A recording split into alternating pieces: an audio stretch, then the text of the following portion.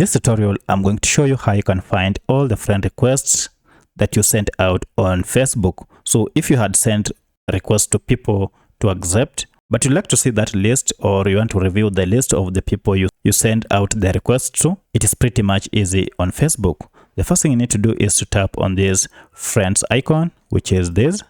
And then this will show you two options: friend requests and your friends.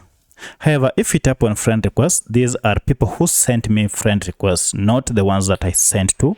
So this will not help me. However, if I click on your friends, this will show me the list of all the friends that I have on my Facebook account. Now, to see the friend request that I sent out, just first tap on friend requests and then head over to these three dots up here and then tap on it. And then we have here an option called view sent requests, and this will highlight all the requests that I sent out to people. So if I tap on it, now it will go ahead and load and then display a list of all the friend requests that I have sent or I have requested. So as you can see, I have two, and from here I can manage these by either retaining them or canceling them. If I want to cancel this request, I can go ahead and cancel it from here.